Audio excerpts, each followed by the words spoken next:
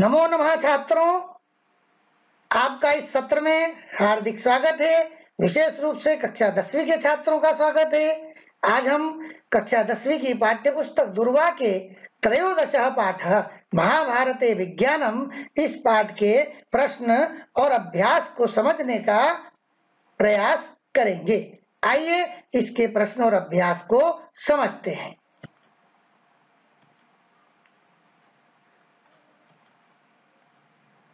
पहला प्रश्न इसका, एक पदेन उत्तरम लिख। एक पद से उत्तर लिखो। एक पद से, एक शब्द से उत्तर लिखो। इसको विशेष रूप से समझ लीजिए। एक पद कहा है तो हमें एक पद में ही उत्तर लिखना है। प्रश्न का प्रश्नांश क, महाभारतस्य प्रणयनम केन कृतम। महाभारत का प्रणयन या महाभारत की रचना केन किसके द्वारा कृतम की गई। महाभारत की रचना किसके द्वारा की गई। तो उत्तर देखिए, वेद व्यासेन, वेद व्यास के द्वारा की गई। अगला प्रश्नांश ख, जलम बिना किम न संभवम। जल के बिना क्या संभव नहीं है। जल के बिना क्या संभव नहीं है। उत्तर जीवनम। जल के बिना जीवन संभव नहीं है। अगला प्रश्नांश, खगोल शास्त्रम कस्मिन् क्षेत्रे प्रसिद्धम। खगोल शास्त्र किस क्षेत्र में प्रसिद्ध है। उत्तर काल गणना क्षेत्रे। खगोल शास्त्र काल गणना के क्षेत्र में प्रसिद्ध है। यहाँ पर अच्छे से समझ लीजिए, प्रश्नवाचक शब्द जिस विभक्ति का है उत्तर उसी विभक्ति में देना है। प्रश्नवाचक शब्द जिस विभक्ति का है उत्तर उसी विभक्ति में देना है। और प्रश्नवाचक शब्द को मैंने एक भिन्न रंग से यहाँ पर दिखलाया है और उत्तर को भी भिन्न रंग से दिखलाने का प्रयास किया है।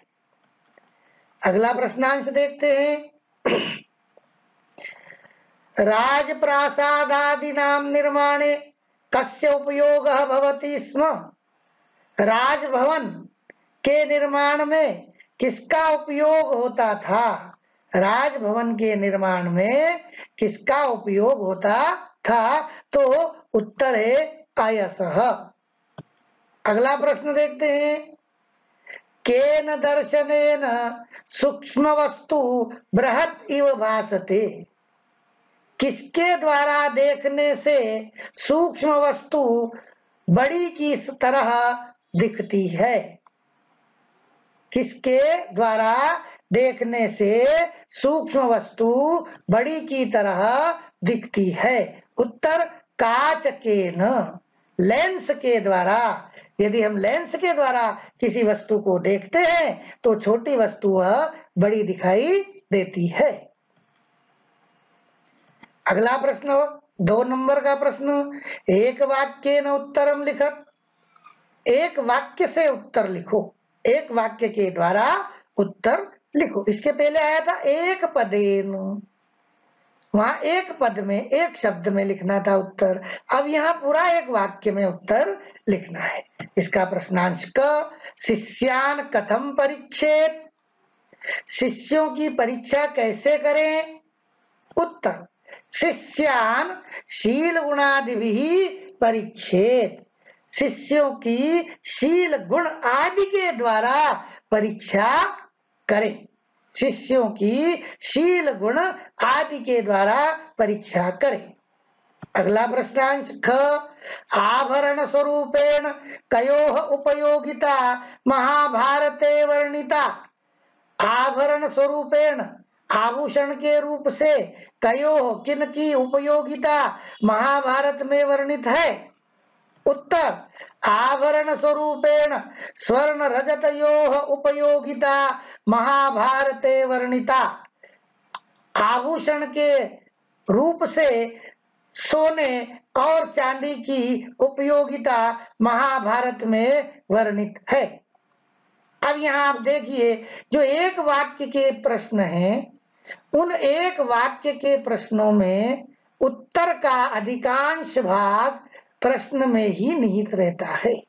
केवल प्रश्नवाचक शब्द को पहचानिए और प्रश्नवाचक शब्द की विभक्ति को पहचानिए और उस प्रश्नवाचक शब्द को प्रश्न में से हटाइए और उसकी जगह उसके उत्तर को लिख दीजिए। प्रश्न का उत्तर पूर्ण हो जाता है।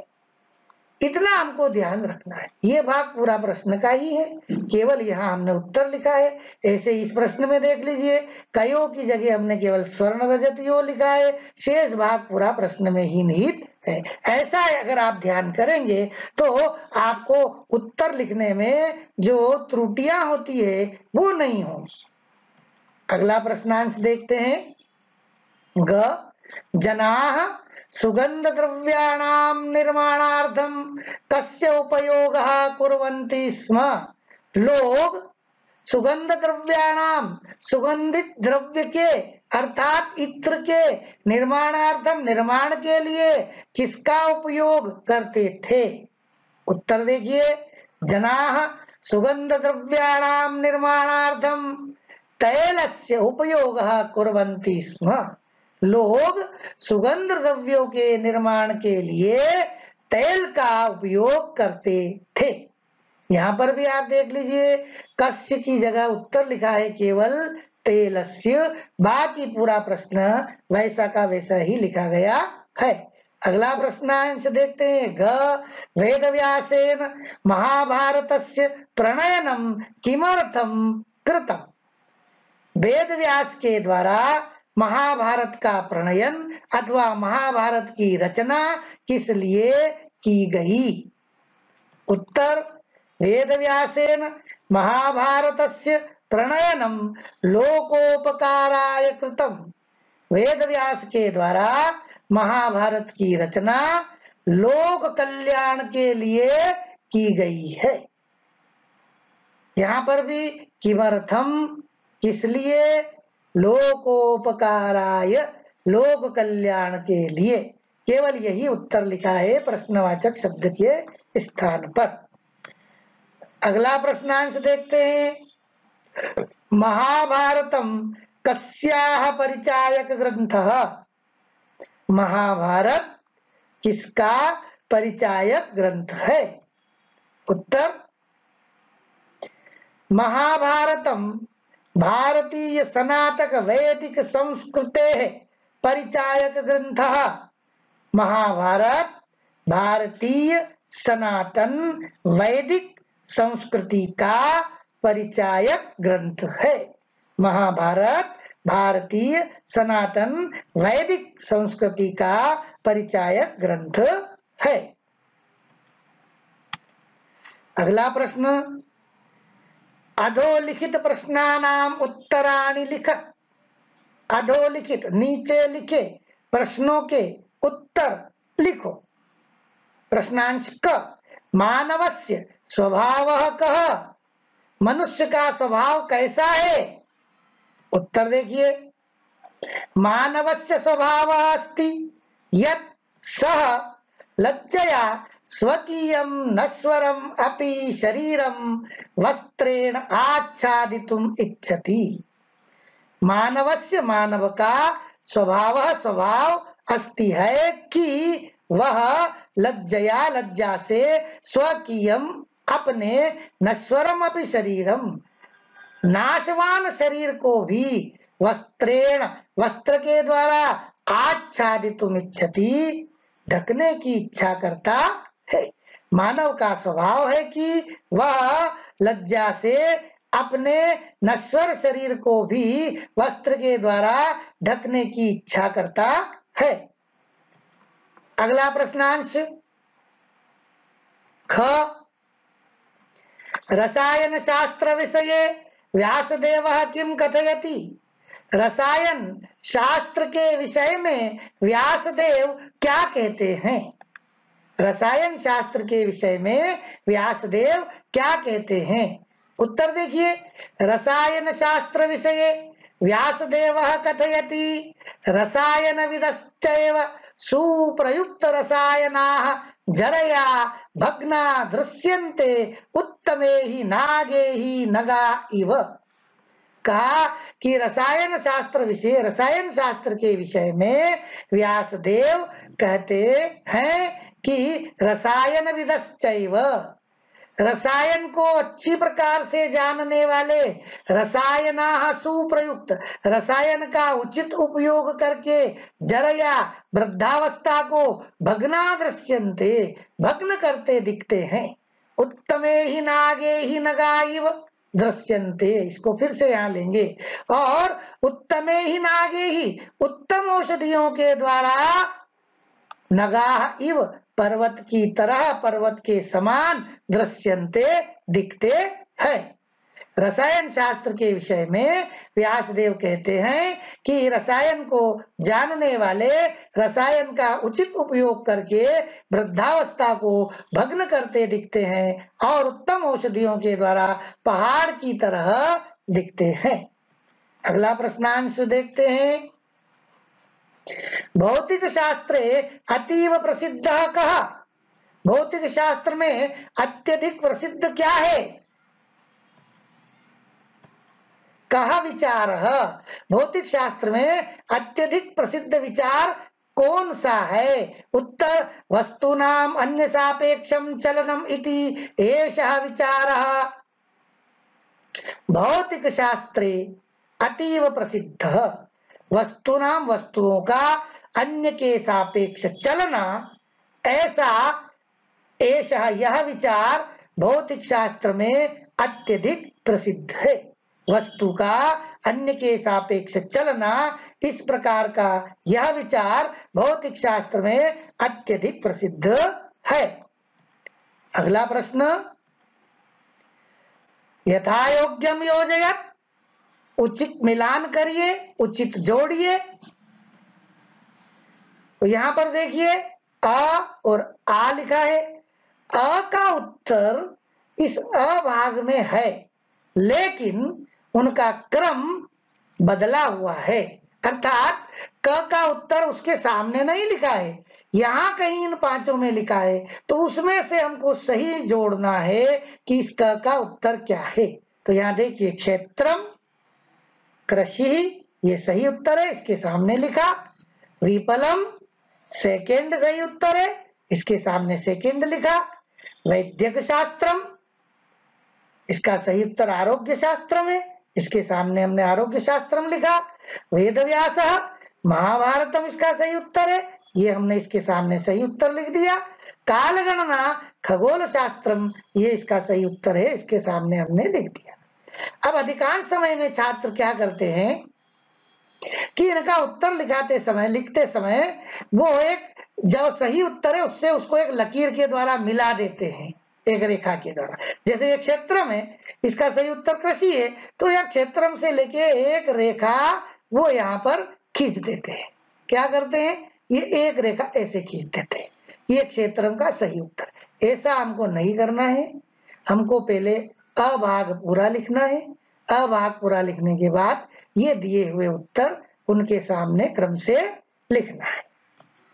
अगला प्रश्न, पांचवा, शुद्ध वाक्यानाम समक्षम आम, अशुद्ध वाक्यानाम समक्षम न इति लिखत। शुद्ध वाक्यों के सामने आम, अशुद्ध वाक्यों के सामने न लिखो। अगर दिए जो वाक्य नीचे दिए जा रहे हैं उन वाक्यों में अगर सही है तो आम लिखना है, गलत है तो न लिखना है। अब देखिए प्रश्नांश क, महाभारते सरसव तेलस्य बहुशः उल्लेखो वर्तते। महाभारत में सरसों के तेल का बहुत बार उल्लेख है। उत्तर सही है, तो इसके सामने हमको लिखना है आम। ख देखिए, राजरोगाणाम शमनाय पंचसप्तति विधाः चिकित्साः करणीयाः। राज रोग आदि के शमन के लिए 75 प्रकार की चिकित्सा करनी चाहिए। तो उत्तर गलत है, क्योंकि राज रोग आदि के शमन के लिए द्विसप्तति विधा है, 72 प्रकार की विधाओं की चिकित्सा करने का उल्लेख है, इसलिए उत्तर न है। इसके सामने न लिखेंगे। अगला देखते हैं, इसी का अगला प्रश्नांश, ग महाभारतम लक्षेक पद्यात्मकम महाकाव्यमस्ति। महाभारत 1,00,000 पद्यों का महाकाव्य है। तो उत्तर सही है, 1,00,000 पद्य है, अतः इसके सामने आम लिखेंगे। घ यत महाभारते अस्ति तदन्यत्र नास्ति। जो महाभारत में है वह अन्य जगह नहीं है। तो उत्तर गलत है, जो महाभारत में है वही अन्य जगह पर है, इसलिए उत्तर न आएगा। अगला, वस्तूनाम अन्य सापेक्षम चलनम भौतिक शास्त्रस्य सिद्धांतः। वस्तुओं का अन्य के सापेक्ष चलना भौतिक शास्त्र का सिद्धांत है। वस्तु का अन्य के सापेक्ष चलना भौतिक शास्त्र का सिद्धांत है, सही है, उत्तर आएगा आ। अगला प्रश्नांश देखते हैं, 6वां प्रश्न देखिए, अधोलिखित शब्दानां मूल शब्दम विभक्तिम वचनम च लिख। अधोलिखित नीचे लिखे शब्दों के मूल शब्द, विभक्ति और वचन लिखो। क्या करना है, नीचे हमको कुछ शब्द दिए हैं, उन शब्दों का मूल शब्द क्या है, विभक्ति क्या है, वचन क्या है, यह हमको उसमें लिखना है। कैसे, तो हम क्या करेंगे, ये 4 कॉलम बना लिए, शब्द, मूल शब्द, विभक्ति, वचन, ठीक है। अब एक उदाहरण दिया, उदाहरण को देख लीजिए। यथा लज्जया, मूल शब्द लज्जा, विभक्ति तृतीया और वचनम एक वचनम। उसी प्रकार से अब आयसः, आयस मूल शब्द है, विभक्ति षष्ठी है, वचनम एक वचनम है। अगला, कुलानाम, कुल मूल शब्द है, विभक्ति षष्ठी है और वचनम बहुवचनम है। अगला प्रश्नांश, ग वस्त्रेण, मूल शब्द वस्त्र, विभक्ति तृतीया और वचनम एक वचनम। अगला, घ पुष्पाणाम, मूल शब्द पुष्प, विभक्ति षष्ठी, वचनम बहुवचनम। अगला, तैलस्य, मूल शब्द तैल, विभक्ति षष्ठी, वचनम एक वचनम। अगला, शमनाय, शमन मूल शब्द है, चतुर्थी विभक्ति है, एक वचनम। इस प्रकार से ये शब्द, इसी प्रकार के प्रश्न आपसे परीक्षा में भी पूछे जाते हैं। ये प्रश्न शब्द दिए जाते हैं और कहा जाता है कि इन शब्दों की विभक्ति और वचन लिखिए। तो इस प्रकार से हमको वहां पर लिखना है। अगला प्रश्न देखते हैं, 7वां प्रश्न, अधोलिखित पदानाम धातुम लकारम वचनम च लिखत। नीचे लिखे पदों के धातु, लकार और वचन लिखो।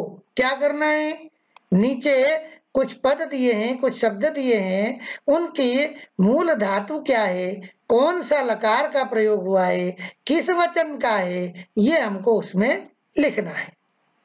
तो देखिए, ये 4 इस प्रकार से हम कॉलम बना लेंगे। एक पदम, फिर मूल धातु के लिए धातु, फिर उसका लकार, फिर उसका वचन। तो यहाँ पर पद लिखेंगे, फिर कौन सी धातु है लिखेंगे, कौन सा लकार है लिखेंगे, कौन सा वचन है लिखेंगे। जैसे उदाहरण, यहाँ पर क विद्यते, तो धातु विद, लकारः लट लकारः एक वचनम। ख वर्तते, वृत धातु, लट लकारः एक वचनम।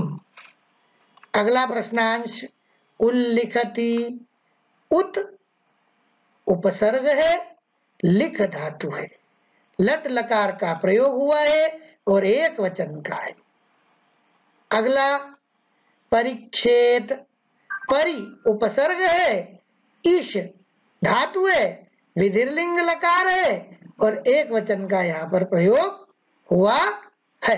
अगला प्रश्न देखते हैं। अधोलिखित पदानां संधि विच्छेदम कृत्वा संधि नाम लिखत। नीचे लिखे पदों का संधि विच्छेद करके संधि का नाम लिखो।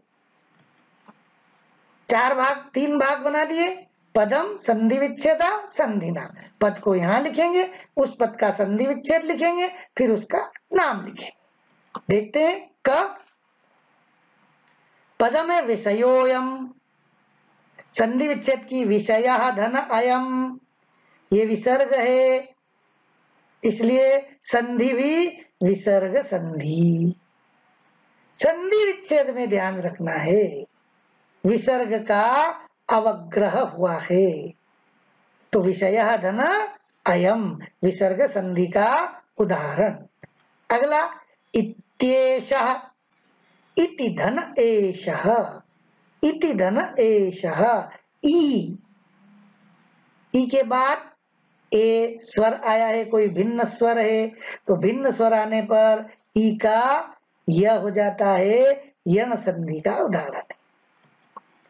त्वत्र, तू धन अत्र, इसमें त तू में ऊ है, ऊ के बाद भिन्न स्वर अ है तो हम देखते हैं कि भिन्न स्वर के बाद ये अगर ऊ के बाद भिन्न स्वर आया है तो ऊ का व हो जाता है और ये हो गया त्वत्र, यण संधि। अगला एतदर्थम, एतत् धन अर्थम, ये व्यंजन संधि का उदाहरण है। क्यों? एक तरफ व्यंजन है, एक तरफ स्वर है। स्वर संधि के लिए क्या जरूरी है? दोनों तरफ स्वर होना बहुत ही जरूरी है, तभी वह स्वर संधि का उदाहरण होता है। और यदि विसर्ग है तो विसर्ग का उदाहरण है। क्योंकि यहाँ व्यंजन है और स्वर है इसलिए यह व्यंजन संधि का उदाहरण है। सदोत्थाय, सदा धन उत्थाय, यहाँ देखिए आ ऊ दोनों ही स्वर हैं इसलिए निश्चित रूप से यह तय हो जाएगा कि ये स्वर संधि का उदाहरण है। फिर देखना पड़ेगा कौन सा भेद है स्वर संधि का, कौन सा यह भेद है ये देखना पड़ेगा हमको। तो यहाँ पर देखिए आ के बाद ऊ आया है तो आ के बाद ऊ आएगा तो आ और ऊ मिलकर के ओ हो जाता है और शब्द बनता है सदोत्थाय। अगला प्रश्न देखते हैं। अधोलिखित शब्दानां पर्यायवाची शब्दान लिखत। नीचे लिखे शब्दों के पर्यायवाची शब्द लिखो। नीचे लिखे शब्दों के पर्यायवाची शब्द लिखो। शब्द है वेदव्यासः, कालः, सुवर्णम, मनुष्यः। इनके हमको पर्यायवाची लिखना है। कैसे? जैसे यहाँ लिखा यथा जलम, जल का पर्यायवाची वारी। ऐसे ही क वेदव्यासः पर्यायवाची किताब में ही है बादरायणः। कालः समयः। अगला सुवर्णम कनकम। ये दोनों ही पाठ के अंदर आए हैं, ये सब शब्द पाठ में हैं। अगर हम ढूंढेंगे तो पाठ में से ही मिल जाए। मनुष्यः, नरः। अगला प्रश्न देखते हैं। अधोलिखिताव्ययानां वाक्य प्रयोगम कुरुत। अधोलिखित नीचे लिखे अव्ययानाम अव्ययों का वाक्य प्रयोगम वाक्य में प्रयोग कुरुत करो। नीचे लिखे अव्ययों का वाक्य में प्रयोग करो। जैसे यथा एक उदाहरण दिया है, अत्र अवयव है, इससे एक वाक्य बनाना है। अहम अत्र अस्मि, मैं यहाँ हूं। अब बे प्रश्नांश क में देखिए अवयव है अपि, तो अपि का प्रयोग करते हुए हमको एक वाक्य बनाना है। अहम अपि पठामि। अहम अपि पठामि, अपि का प्रयोग हो गया, मैं भी पढ़ रहा हूं या मैं भी पढ़ता हूं। इदानीम, इस समय, इदानीम रामः पठिष्यति, इस समय राम पढ़ेगा, इस समय राम पढ़ेगा। ग विना, जलम विना जीवनम नास्ति, जलम बिना, जल के बिना जीवन नहीं है, अर्थात जल नहीं है तो जीवन भी नहीं है। अगला यथा, यथा राजा तथा प्रजा, यथा राजा जैसा राजा है, तथा प्रजा वैसी ही प्रजा होगी। तो यहां हमको क्या करना है, ये जो अवयव दिए हैं इन अवयवों का प्रयोग करते हुए एक वाक्य का निर्माण करना है। अगला देखिए, एव रामः एव राजा भवेत्, राम ही राजा होवे या होना चाहिए, राम ही राजा होना चाहिए। अब इस तरह से वाक्य का प्रयोग करना है, इन अवयवों का उसमें प्रयोग हो जाए। आप अगर अपनी पाठ्य पुस्तक के इस पाठ में भी कहीं ढूंढेंगे तो शायद आपको इन अवयवों का प्रयोग करते हुए कोई न कोई वाक्य आपको वहां पर मिल जाएगा। धन्यवाद। नमो नमः।